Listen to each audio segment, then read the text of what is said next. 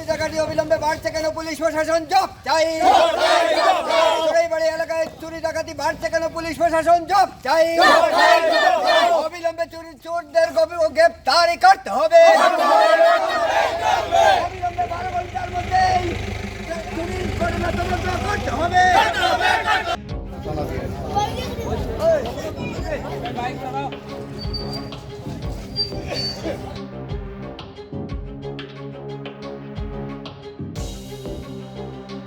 CSP আমি state ব্যাংকের কাজ করি।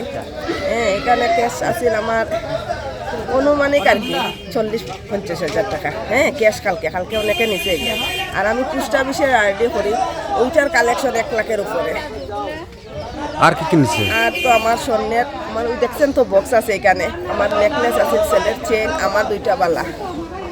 ওটা কি দোকানে থাকে নি? দোকানেই বলতে আমার এই লোকারটা আমি সেফটি মনে করি, বোর্ডটা ভালো না আমার, যার কারণে দোকানেই থাকে আর কি। আর এই যে এইদিকে গ্লোসারি দোকানে যে এই 2 দিনের বিক্রিটা, কালকের পুরা বিক্রির টাকাটা আছে, আর 4 দিনের বিক্রির টাকাটাও পুরা। টোটাল অনুমানিক কত টাকার জিনিস হবে গিয়েছে?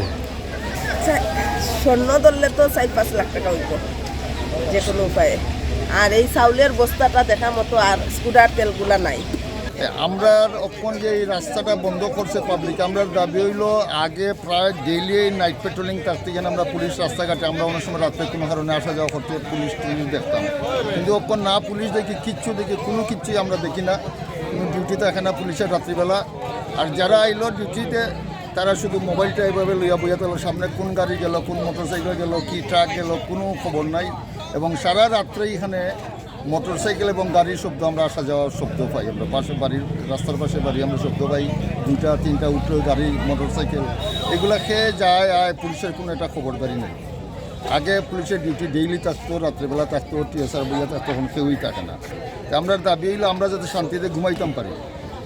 আমরা ওখানে ঘুমাইতে পারি না, কয়েকদিন যাবত এই টেনশনে আছি কোন সময় শুরু হবে, শব্দ হইলেই আমরা উঠিয়া ঘুম ভাঙিয়া যায়।